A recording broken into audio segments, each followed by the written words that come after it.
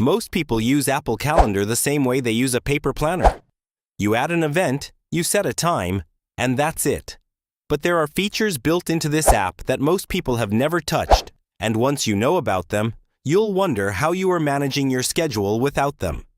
Here's what you're missing. First one is focus mode and calendar filter. This is probably the most underrated feature on this entire list. Most people have a work calendar and a personal calendar, but they show up mixed together all the time. There's a way to fix that automatically. Go to Settings, open Focus, and tap on your work focus. Scroll down to Add Filter, tap Calendar, and select only your work calendar. Now, whenever your work focus is on, your calendar only shows work events. No personal appointments, no birthdays, no noise. Just what's relevant for that moment. And because focus modes can turn on automatically based on time or location, this essentially means your calendar filters itself throughout the day without you touching anything. Second, travel time. And this one is genuinely useful if you have anywhere to be. When you're creating an event, scroll down and tap travel time. You can either enter your starting location and let iPhone calculate the drive automatically, or just set a manual time. Once you do that, your calendar shows the travel time as a separate block before the event, and your alert will notify you when it's time to leave, not when the event starts. So if you have a meeting at 9 a.m. and it takes 45 minutes to get there, your phone reminds you at 8:15 to leave. It sounds obvious, but most people are still setting alarms manually for this. Third, time zone override. This one is specifically for anyone who travels regularly. Go to Settings, scroll down to Calendar, and tap Time Zone Override. Turn it on and set it to your home time zone. Now every event on your calendar always displays in that time zone regardless of where you physically are. So if you're in LA but you live in New York, a 6 p.m. meeting in LA shows up as 9 p.m. on your calendar, which is when it actually is for you. No mental math. No accidentally showing up to calls at the wrong time. Everything stays consistent with your normal schedule. Fourth, and this one saves more time than you'd expect. When someone sends you a message with a date and time in it, your iPhone automatically underlines it. Tap on that underlined text and you get the option to add it directly to your calendar. The date and time are already filled in. You just add a title and you're done. It even links back to the original message so you can find the context later if you need it. Most people ignore that underline completely. Once you start using it, you'll never manually type out a date into your calendar again. Fifth, this one requires an Apple Intelligence device, so iPhone 16 or later.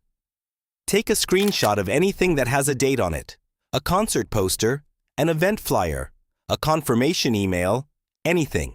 When you look at the screenshot, you'll see an Add to Calendar option appear at the top. Tap it, and Apple Intelligence reads the date, time, and location from the image and fills everything in automatically. It works surprisingly well. You screenshot something, tap once, and the event is in your calendar with all the details already there. No typing required.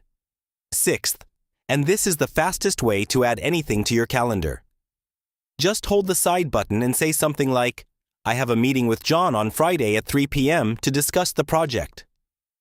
Siri creates the event instantly with the correct date, time, title, and even the notes you mentioned. It understands natural language so you don't have to phrase it in any specific way. Just talk normally.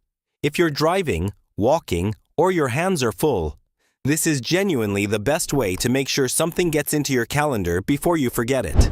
Seventh, and most people have no idea you can do this inside Calendar. When you're creating or editing an event, scroll down and tap Add Attachment. You can attach a PDF, a note, a document, or a URL directly to that event. So if you have a meeting and there's an agenda, a contract, or a preparation document that goes with it, it lives right inside the event. You open the event, everything is there. You can also drag and drop directly from the Notes app into the attachment field. Pick up a note, hold it, switch to Calendar, and drop it in. It works on iPhone, not just on iPad or Mac like most people assume. 8th, and this one is great if you need to keep other people updated on your schedule.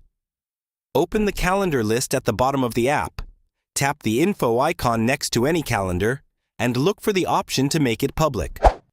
This generates a link you can send to anyone. They subscribe to it, and your events show up on their calendar automatically in read-only mode. They can see everything, but can't make any changes. It's useful for families, small teams, or anyone who constantly gets asked, "What's your schedule this week?" You send the link once, and they always have the latest version. And the last one. And this is one of those things that once you know about it, you'll use it constantly.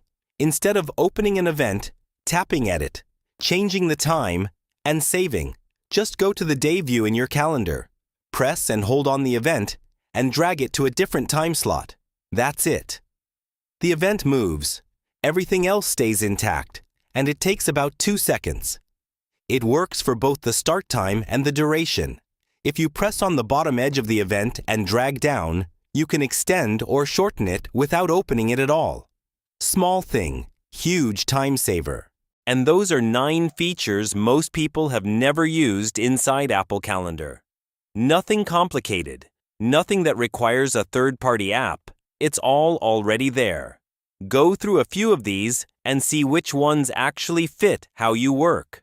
The focus mode filter and the travel time alert are the 2 I'd start with. They make the biggest difference day to day. If this was useful, subscribe. I put out videos like this every week. See you in the next one.